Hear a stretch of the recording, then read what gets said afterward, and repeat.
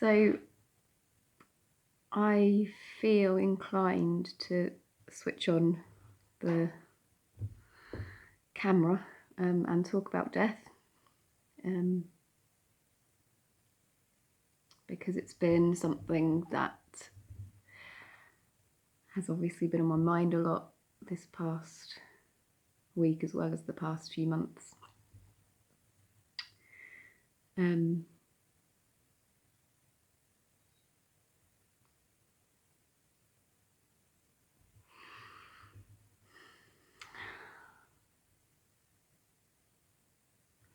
And I guess for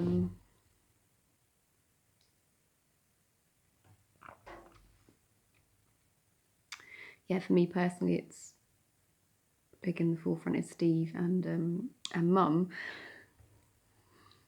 and it's just, I don't know. I've been reflecting on things a lot over the past wee while. It kind of shoves life into perspective a bit as well. But I guess the big thing is that being here on my own for a week, almost, not quite, has brought up a bit of discomfort, particularly in the evenings.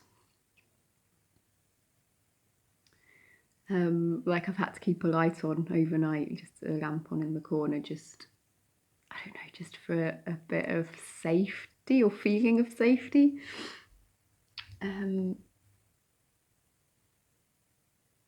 But on the whole, it's been a really healthy thing for me to do. It's funny because I generally feel very safe on my own. And when I'm at home, alone and things, yeah. I don't know if that will change now that Steve's not there, because I wonder if having him around was kind of a source of companionship and comfort in terms of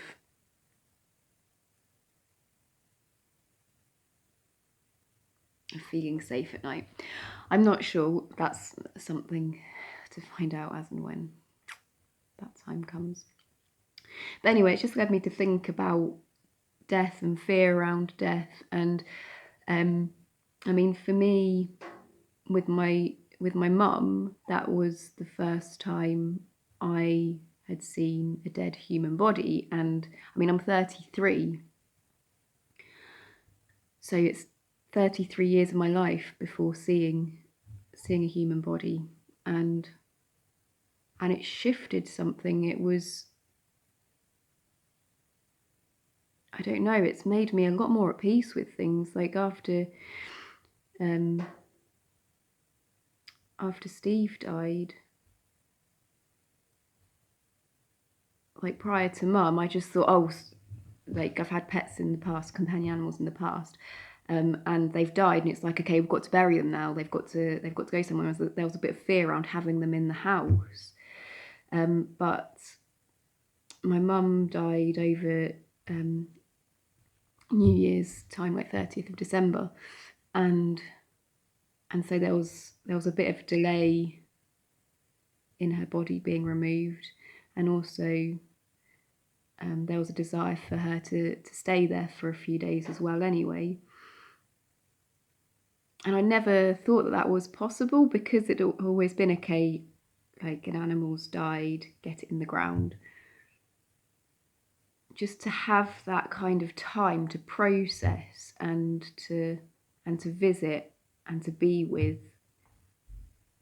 it, that had a knock-on effect when Steve died, and we had him in the house for a few days and nights, and it was just so comforting, to the point that I didn't really want to bury him, but it felt right when we did. It felt like the right kind of time.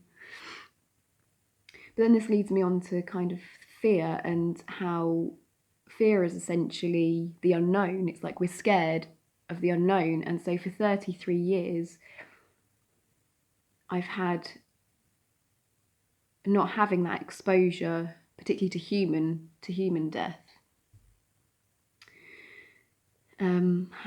has definitely fed into these fears, because I didn't really know, and I think we have a tendency to try and protect our children from things that we think might scare them, but ultimately our fears as adults are probably from being protected when we were children, and it's built up into this unknown, so they become bigger and bigger and bigger, and we get more and more and more scared of them without realizing. And I really think that children are a lot more resilient than we give them credit for.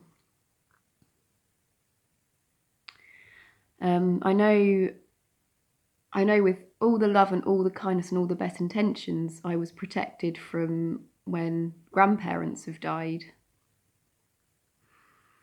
And I had so many questions as a kid going round in my head, which I didn't really voice out loud. And for whatever reason, I mean, I don't know the exact reasons why that, but there was all these questions about, particularly my nana, because I was so close to my nana. And I think I was 6. I was around 6 when she died. And it was all there, and it all surfaced with mum, and just being with mum and being with her body and seeing her at peace and seeing the process of what happens.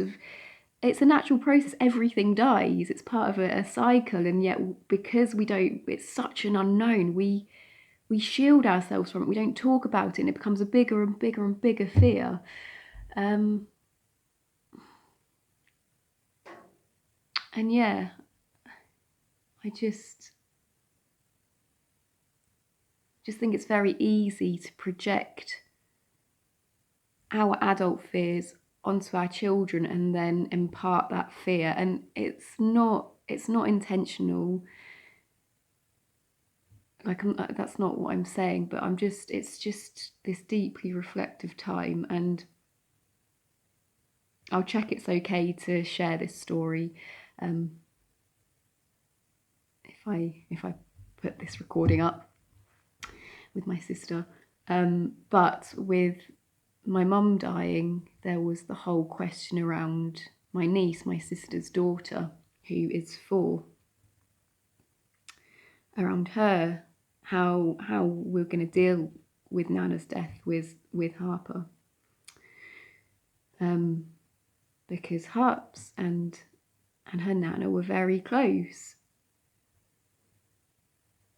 And Harps evidently had lots of questions, which thankfully she felt safe to ask various individuals of us as we were all together during that time of Mum's death.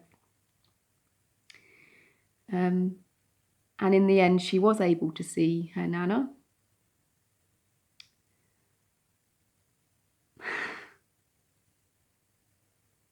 And it was beautiful.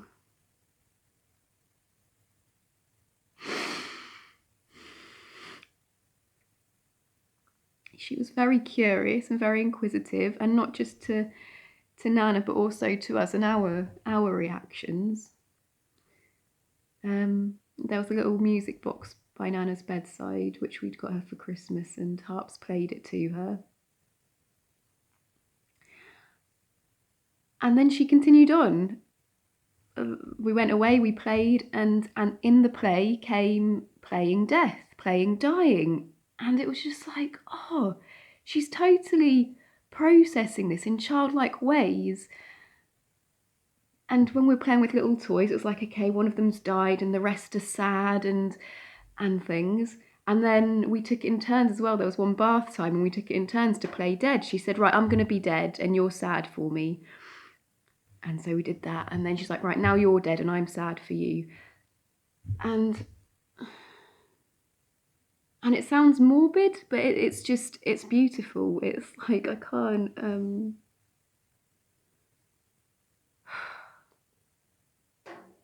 And this just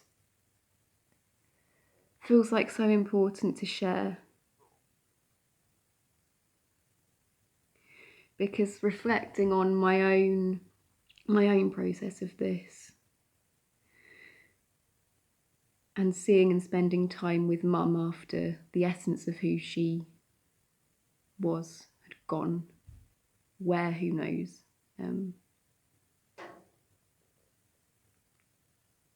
this vessel, this body that she inhabited for her 63 years, 62 years, nearly 63 years.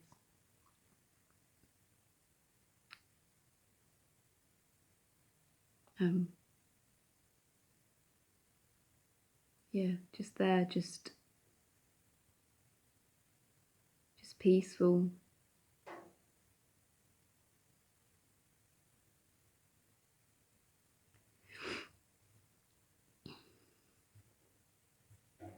And yeah, the same with Steve. Just spending time with him, sitting with him,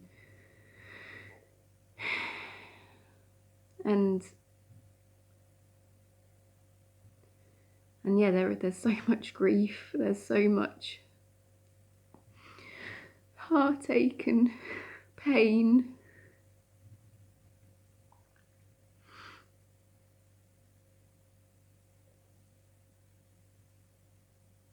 At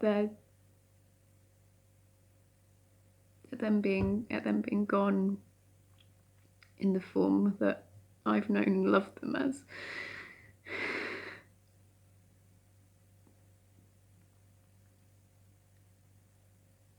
And so much gratitude as well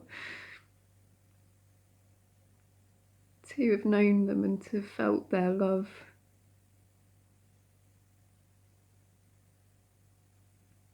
And seen their joy and watched what brought them to life.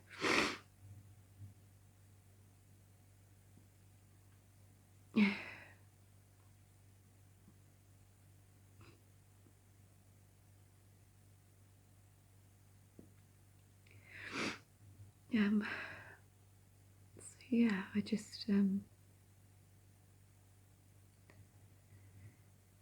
know why I've been following my urges, like I've got so many different things here because I didn't know what I'd be called to share or do, or and yeah, I'm just tuning in and listening moment by moment to what my heart or my soul or the life inside of me is drawn to.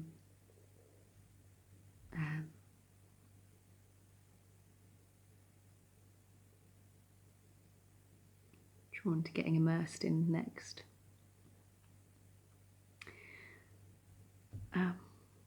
And yeah, this was something that I was called to share or record anyway. We'll see if I share it or not.